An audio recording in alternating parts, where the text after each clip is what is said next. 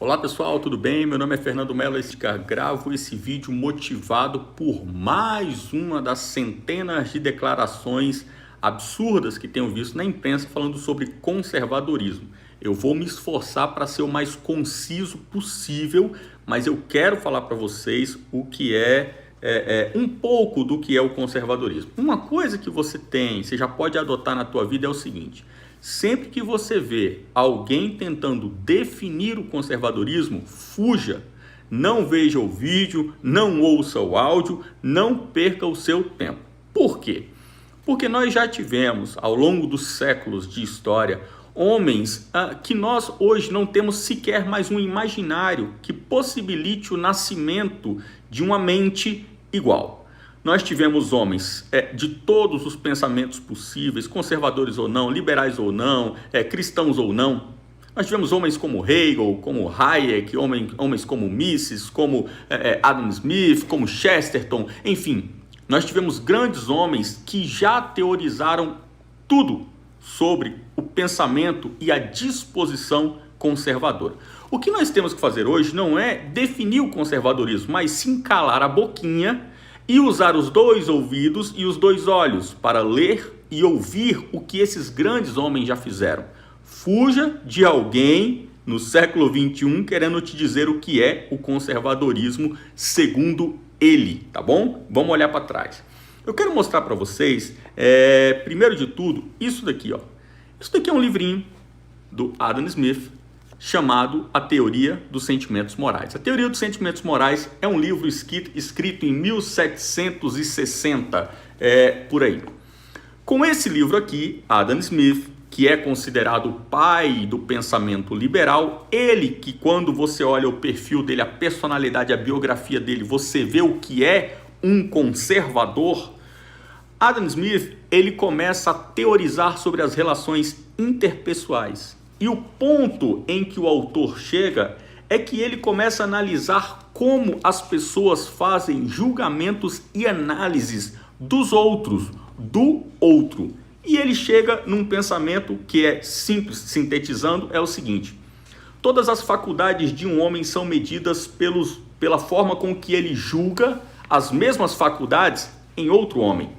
Eu julgo a sua visão pela minha visão, aquilo que você ouve por aquilo que eu ouço, as suas razões pela minha razão. Eu julgo o seu amor pelo meu amor.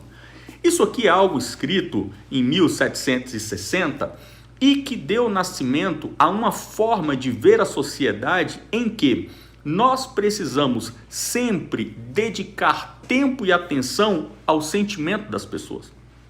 Nós precisamos sempre prestar atenção naquilo que o outro sente e nós precisamos sempre cuidar daquilo que nós somos por dentro, dos nossos sentimentos, porque os nossos sentimentos, eles são a base da nossa moral.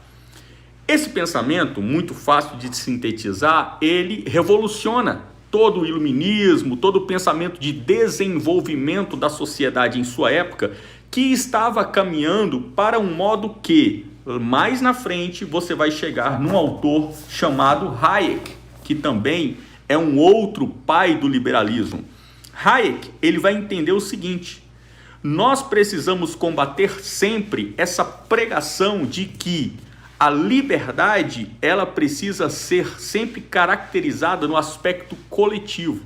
Nós precisamos sempre cuidar da sociedade, da cidade, do estado, do povo, e esquecermos daquilo que Adam Smith já tinha visto lá atrás, que é primeiro necessário cuidarmos de nós mesmos. Então a visão de Hayek, de certa forma, ela é uma visão individualista, no bom sentido.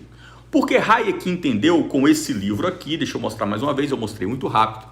Esse livro aqui, Hayek, O Caminho da Servidão, é com certeza o livro mais famoso dele. Nesse livro aqui, ele vai falar como a Alemanha chegou no nazismo. E ele vai defender em toda essa publicação, que é a mais famosa de sua autoria, que o nazismo só aconteceu por puro e natural desenvolvimento do socialismo.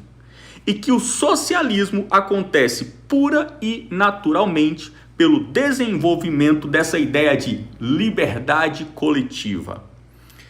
Gente, eu estou falando isso tudo para vocês porque eu vi agora há pouco nas redes sociais uma postagem de um jornalista chamado Pedro Doria. Eu vou abrir a postagem aqui, eu estou olhando para o monitor, eu vou abrir a postagem dele, eu vou ler a bobagem que ele falou.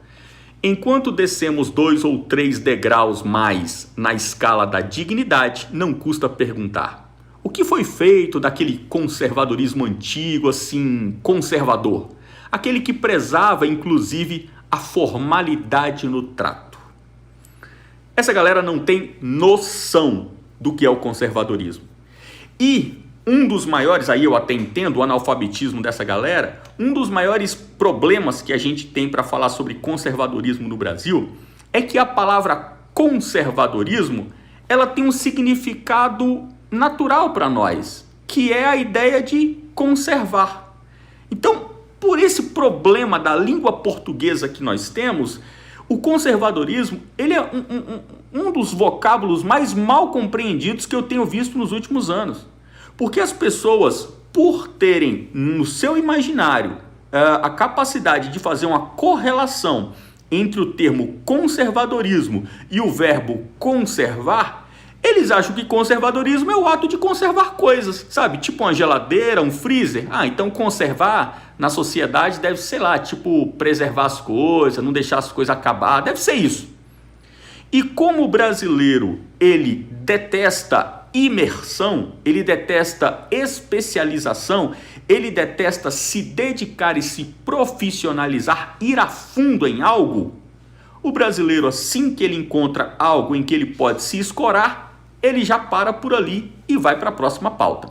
Não é à toa que o brasileiro é conhecido no mundo inteiro como o povo que entende de tudo um pouquinho. Todo brasileiro ele é um pouquinho médico, um pouquinho mecânico, um pouquinho torneiro mecânico, ele é até churrasqueiro, chega no final de semana ele faz um churrasquinho. Então o brasileiro ele sabe de tudo um pouco, e nesse de tudo um pouco ele não sabe nada profundamente. Gente, conservadorismo é algo muito grandioso. Conservadorismo é a única ferramenta capaz de mudar o pensamento, a alma, no sentido mais metafísico que a gente possa falar sobre esse ser imaterial que é a alma. O conservadorismo é a única ferramenta para lidarmos com a alma do brasileiro.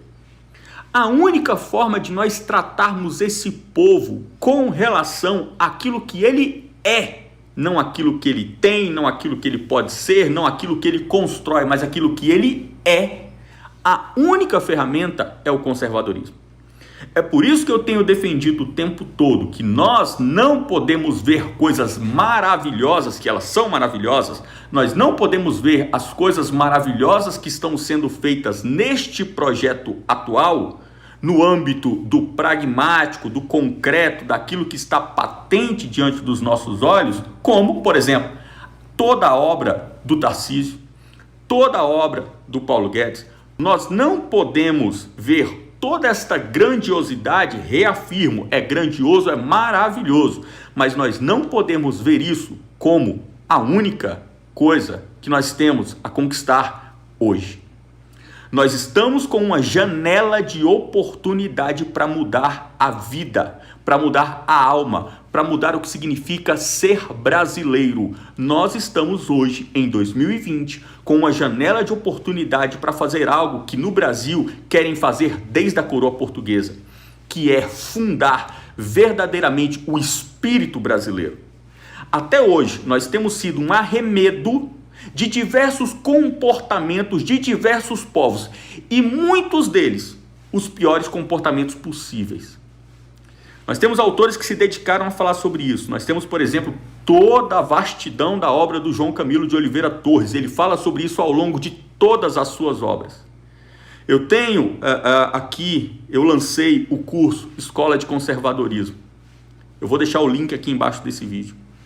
Escola de Conservadorismo é para você que quer saber mais sobre isso, é para você que não sabe, que quer entender, que conseguiu ter um vislumbre do que é isso e da importância do que significa o conservadorismo. Eu peço a você, clique aqui no link, tem um vídeo curto, assista o vídeo. Se você pode fazer o curso, faça esse curso. Essa arma, essa oportunidade que nós temos hoje, é uma oportunidade única. E ela não é uma oportunidade que fica o tempo todo vigente, pujante, para que nós possamos falar, não, hoje vamos fazer. Não. Nós estamos vivendo hoje um momento em que Carlos Lacerda tentou viver no Brasil nos anos 60. Nós passamos os últimos 40 anos sem uma janela de oportunidade de fazer um tratamento conservador no Brasil. Surgiu agora. Vamos abraçar essa oportunidade, não vamos deixá-la fugir. Clica nesse link, se torne alguém que combate essa luta. Obrigado.